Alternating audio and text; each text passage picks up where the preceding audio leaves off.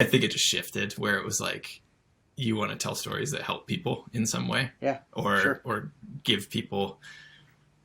It's always like you want to improve somebody's day as opposed to like really make them mad or angry or whatever. So that's the Yeah. motivation for me. And Welcome to the Spartan Endurance Series on Spartan Up Podcast with host Johnny Waite. Hey Spartans, Johnny Waite here, one of the hosts of the Spartan Up Podcast, and today we've got a great writer, filmmaker, ultramarathoner, climber, Brendan Leonard, and we're talking about the creative process. When you're running and you've got these great ideas in your head, Brendan's going to talk to you about how you get them down on paper, how you get them down on film, how you share them with others. This episode of Spartan Up is brought to you by Durolane, a single injection that may provide up to 6 months relief from osteoarthritis knee pain. Risks can include general knee pain and pain at the injection site. You can see full prescribing information at durolane.com. Hey Spartans, I'm here again with Brendan Leonard. We interviewed him recently, and it was a fantastic interview about how to get started in endurance sports and how to progress. He has a great book out called I Hate Running and You Can Too. And Brendan, that's actually what I want to talk to you about today. We finished our last interview where we started talking about your creativity, you know, the website and the book and the movies.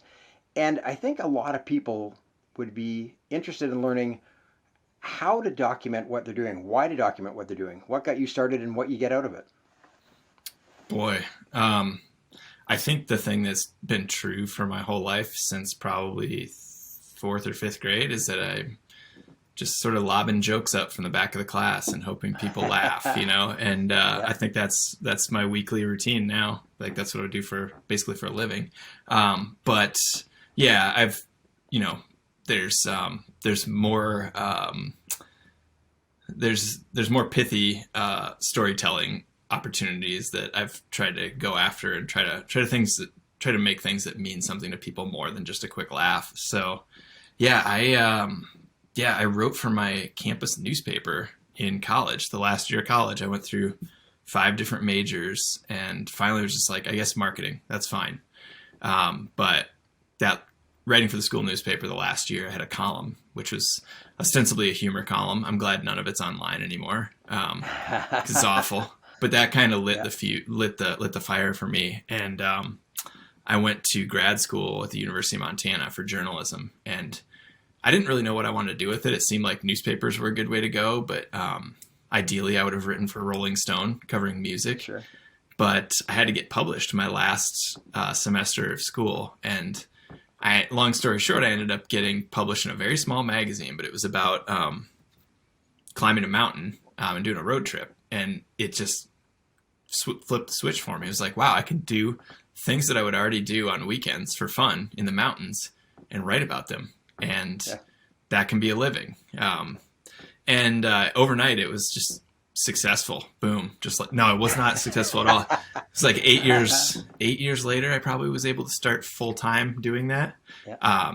But I tried a lot of different things, you know, through all the iterations and evolutions of media as we know them. You know, at first I would email these like trip reports to a bunch of friends who probably didn't even want to read them when I would do something, you know. And then I did a little blogspot blog for a while.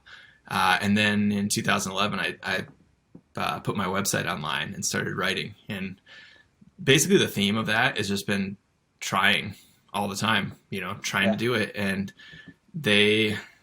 you know, I think about it sort of in baseball terms, you know, like most of the stuff I write doesn't go very far, you know. There's occasional You're getting thrown out at first on a lot of them. Yeah, there's occasional hits, but I'm like, what is a good batting average in Major League Baseball? 290? Okay, you know, that's a good. We remember the hits. So it's funny because you know, for you now, you're at a level obviously where it matters that some of them get published. I mean, it's what you do for a living. mm-hmm. But I'm guessing that the ones that you write that never do, there's still value in you for writing that. It's still an opportunity for you to put voice to your experience. Yeah, and for 10 years I've published my own stuff, and it started as magazines. I didn't think magazines would want this sort of thing, so I just put them on my website for free.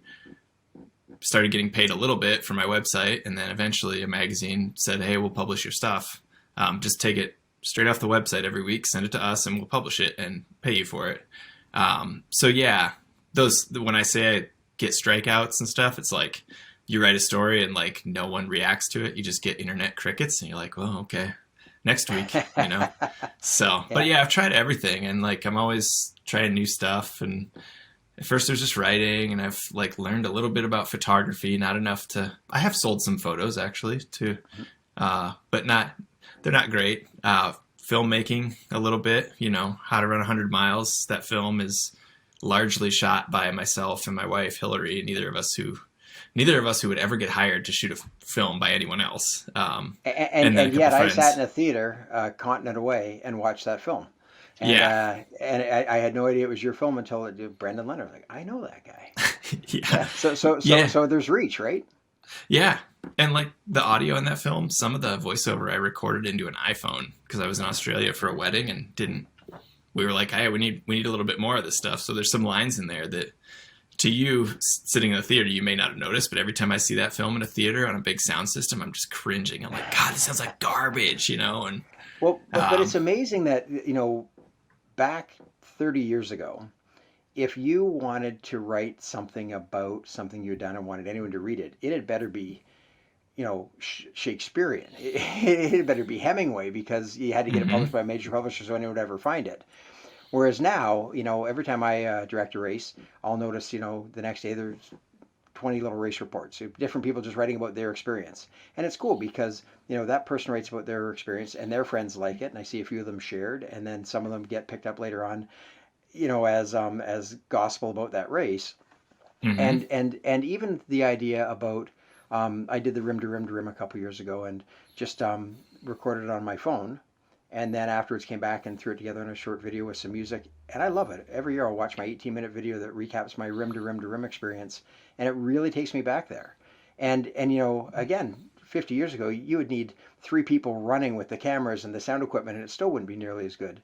So between the internet and small recording technology and everything else, it is so easy to get your ideas out there and for other people to see them. For sure. For sure. I mean, think of the people who have achieved their 15 minutes of fame with a 10-second iPhone clip, you know? Oh, sure. Like if you Yeah. told people that was possible back in like 1980, you'd be like, no way, that's so crazy, you know? It is crazy. Yeah, But yeah, and yet I think the biggest benefit for me in recording what I'm doing is the opportunity to go back and relive it. My Facebook on this day, and it reminds me where I was with my kids, whatever else. But I also see people using tons of technology. You mentioned Strava before, and some people say if it's not on Strava, it doesn't count. I had a friend who ran a 50 miler and forgot his watch, and he ran it without the watch, and everyone's like, well, it didn't count. If you didn't have a watch on to prove it, you didn't really run 50 miles. But even that, like these communities that have popped up around seeing what other people's times are, and people writing about what that race was like. So what inspires you? I mean, other than obviously that you've created a career out of it, what inspired you to share in the first place? it was probably some, honestly, it was probably some like super narcissistic need for like validation and, you know, some sort of fame or recognition. And very early on, I realized it wasn't going to be that. I was never going to, I think it just shifted where it was like, you want to tell stories that help people in some way Yeah, or sure. give people it's always like you want to improve somebody's day as opposed to like really make them mad or angry or whatever. So that's the Yeah, motivation for me. And yeah, you know, like the motivation to make a film about your friend is this. I feel like it's when you're with people and you say, you know, you should really meet my friend Jason, you know, uh, or my friend Gregory who owns a bike shop, you know, and you tell him about it and you do that enough times and you go, you know what, this doesn't scale very well. I think if yeah, I want sure. more people to know about this friend, I should make a film about them, put So that efficiency. online. Yeah. So then Yeah. it's just like, yeah, now as many people, this is as many people as I'm capable of reaching. So now they all know about this person. So it's Oh, kind of a that's version of awesome. that, really. Yeah. So Um, we've touched briefly on a couple of things you've created. So I just want to do a little semi deep dive into each of them. So we talked before, actually. This is going to be my big plug for our other interview. Anyone who wants to hear more about how to run 100 miles should definitely go watch our other interview because you talked about what that meant to you and how amazing that was to champion your champion, to really put your mentor on a pedestal and show people how great he was. So anyone who wants to hear that story, go watch the other episode. But tell me about I Hate Running and You Can Too, in terms of where that came from and the process. Yeah, I had written an essay called I Hate Running just as sort of a joke a few years ago. Yeah. And it was like all these awful things about running that everyone who runs a lot probably hates too. And then at the end, it was like, you should totally try it, you know? And in 2019, I ran 52 marathon length runs. So I was in the middle of that. And yeah, I've worked with a publisher for several years, and it was kind of like time for the next idea. And I thought, well, what about this? You know, and I got all these thoughts I've had in the hundreds of hours that I've spent out running by myself. I'll just put them down on paper and sort of, you know, to me, it was a book that was, I wanted to convince people who didn't think they could do it, that they could do it, because it's just a thing people can do, you know, where theoretically or you know, biologically, your body knows how to do it on some level. But also give people the vocabulary to explain it to their friends who don't get it, you know, because everybody who runs marathons or half marathons or ultra marathons is that weird person in the office or the weird person in the family, you know, like, oh yeah, that's Johnny. That's the weird guy, you know, and I think hopefully there's a chart in there that I drew or an illustration where people can say, this is me. This is what people don't get about me. So that was the motivation. And I'd wanted to make a really short, punchy thing that was like a lot like Austin Kleon's creativity books, which are very short, very quick, but very inspirational. And you know, nobody's going to remember all 160 pages or whatever, but like hopefully there's 2 or 3 things that they take with them when they read it, you know, that hit home for them. And this book is just recently published, so I want at the end make sure people know where they can find that. But before we do, I want to cover 2 other things. That is moving back through, like you say, the charts. That's one of the things I love so much about Semi-Rad, where I can pop onto Semi-Rad. And first of all, your weekly newsletter is amazing, where you have links to some fantastic things. You curate some things that I would otherwise have tried to seek out and maybe not found. But there's also always a really valuable, either because it's informative or it is just so entertaining, chart. So how did you become the chart guy, where you've created charts for everything? Yeah, I was like 4 or 5 years into doing my blog, and I just wrote down this flow chart about how to poop in the woods. And it was like, where are you? Are you climbing? I remember that one. Yeah, and I literally drew it on a piece of like printer paper at a coffee shop and took a photo of it, and it instantly became the biggest thing I'd ever created. Like, it went viral, and then people, of course, stole it and put it, you know, without ever attributing it to me. So it went even bigger than that. And I kind of messed around doing that a little bit. I think some of it was probably inspired by XKCD, which is an incredible website that's been around for, I want to say 15 years. But the charts that Randall Munroe has done there, and he is like 10 times as smart as I am, and like will illustrate extremely complex concepts. And I just thought, well, this is a good way to tell a joke that people can digest in like 5 seconds and illustrate some of these things that we all have in common, like how hard it is to find pasta sauce at a grocery store you don't go to, you know, like, man, it takes me forever. Like, you send me to my hometown grocery store that I always go to, I'm in and out, you know, but like, oh my God, I like, you know, if you're getting groceries out of town, boy, minutes, like, just wasted. There's almost a Seinfeldian aspect to it. It's the things that we think about but we don't think about. You think about them and then continue to think about them and then put them out there in a way that makes us think about them, which is amazing. Hey, and speaking of thinking about, I also want to mention your first book. And it's one that I read cover to cover. When I very first received it, I sat down and I thought, I'll have a look at this. And I don't think I stopped. I just kept reading. That's 60 Meters to Anywhere. And that's a little bit more serious work. That's you know, your first, is that your first published work? Like your first published book? No, I did a little, for our purposes, yes. I did a little guide to peak bagging, like how-to book that was like, not a bestseller. Let's just say that.